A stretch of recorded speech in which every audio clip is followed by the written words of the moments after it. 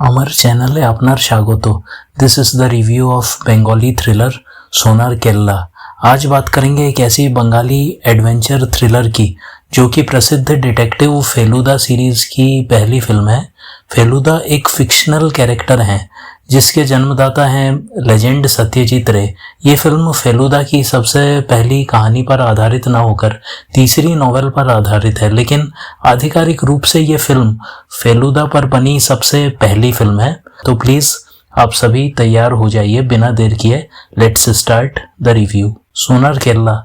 दोस्तों, सोनार केल्ला का मतलब है सोने का किला। 1974 में आई इस बांग्ला एडवेंचर थ्रिलर के निर्देशक हैं द ग्रेट सत्यजीत रे।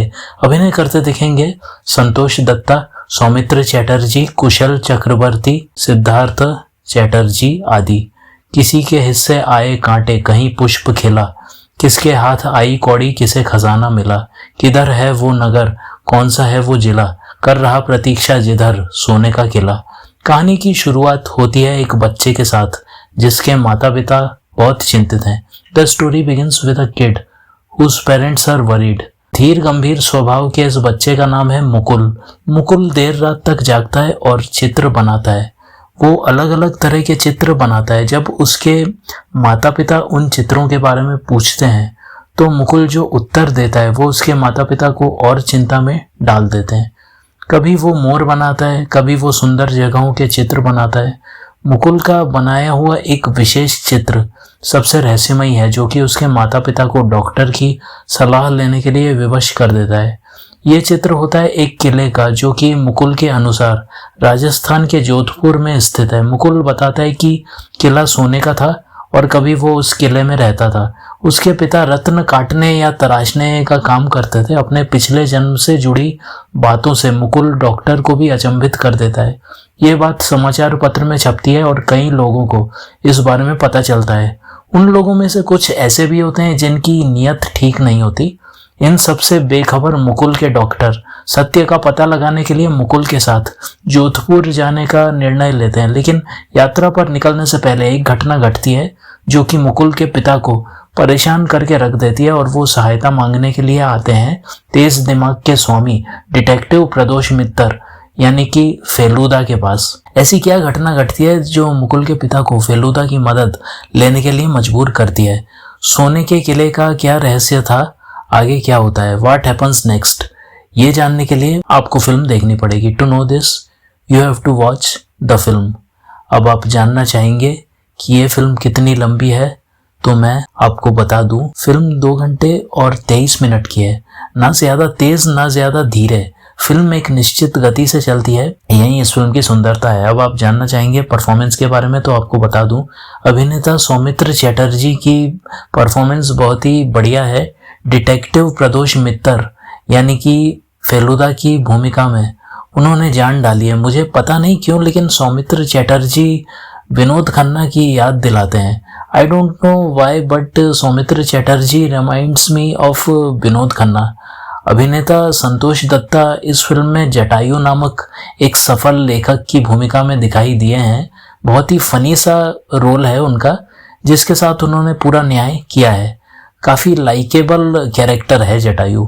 वहीं दूसरी ओर फेलुदा के कजिन तोप्शे की भूमिका में सिद्धार्थ चैटर्जी भी अच्छे लगे हैं। मुकुल की भूमिका निभाने वाले बाल कलाकार कुशल चक्रवर्ती एडोरेबल लगते हैं। इस भूमिका के लिए उन्हें 1974 का राष्ट्रीय पुरस्कार सर्वश्रेष्ठ बाल कलाकार की श्रेणी में मिला था। तो अब समझ जाइए परफॉर्मेंस कैसी है सबकी। निर्देशक सत्यजीत रे जी तो सत्यजीत रे हैं, उनका काम अतुलनीय है। ही इम्प्रेसेस एज ऑलवेज। फिल्म की शुरुआत से ही आपको संकेत मिल जाता है कि एक बढ़िया एडवेंचर थ्रिलर का अनुभव आप करने वाले हैं।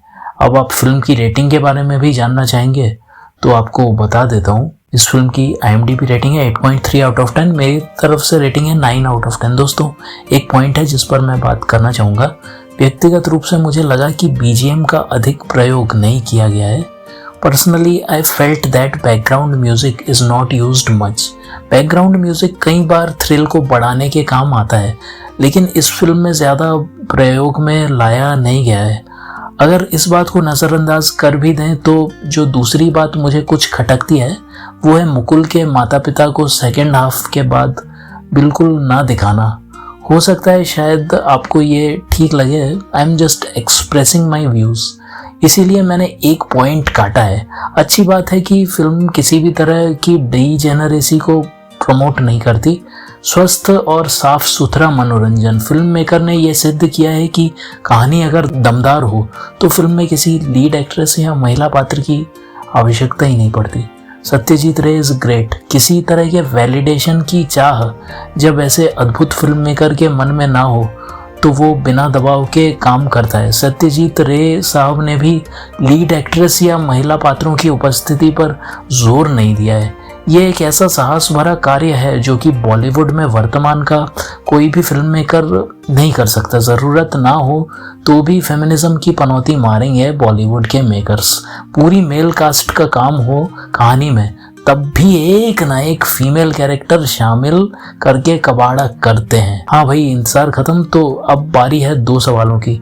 आपको ये फिल्म क्यों देखना चाहिए? अगर आप सौमित्र चैटर्जी और सत्यजीत रे के फैन हैं और एक पुरानी एडवेंचर थ्रिलर किसी वीकेंड पर देखना चाहते हैं इंग्लिश सबटाइटल्स के साथ, तो it's a one time watch, एक बार देख सकते हैं। And if you have read the Feluda series but never watched any film based on Feluda, then you can enjoy it for sure. It's watchable.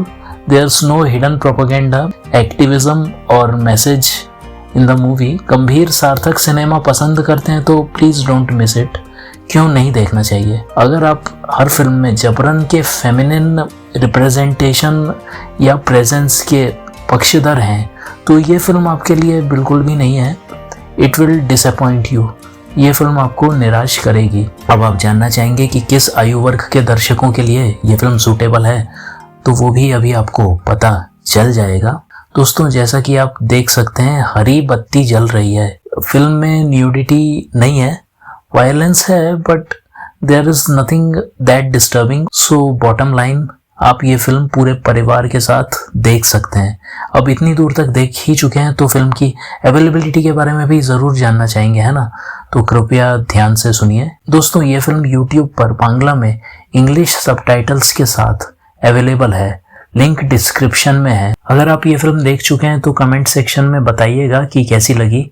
जिस चैनल में आप ये फिल्म देखेंगे वहाँ के कमेंट सेक्शन में लिख दीजिएगा श्वेतवाहन रिव्यूज ब्रॉट मी हियर। आप चाहें तो कमेंट सेक्शन में कमेंट करके बता सकते हैं कि क्या क्या किया जा सकता है चैनल के लिए। पूरा वीडियो देखिए, कमेंट करिए, लाइक करिए या शेयर करिए। अगर आपको अच्छा लगे मेरा कंटेंट या मेरा स्टाइल तो एल्गोरिदम को पॉजिटिव सिग्नल भेजने के लिए और चैनल की रीच बढ़ाने के लिए जो हो सके वो कीजिए। अगर आप नए दर्शक हैं मेरे चैनल के तो वीडियो के एंड में स्क्रीन पर आपको प्लेलिस्ट दिखेगी जिस पर क्लिक या टैप करके आप चाहें तो मेरी पिछली वीडियोस भी देख सकते हैं, ताकि आपको पता चले कि मैं अब तक किन किन फिल्मों का रिव्यू कर चुका हूँ। अगर वीडियो अच्छा लगा तो चैनल को सब्सक्राइब करें, नहीं अच्छा लगा तो भी सब्सक्राइब करें, क्योंकि यहाँ आपको ऐसी फिल्मों का रिव्यू देखने सुनने को मिलेगा जिनका नाम भी आपने कभी सुना नहीं होगा। आपके मनोरंजन का स्तर मैं ऊपर उठाकर रहूँगा। Thank you, take care, like and hype.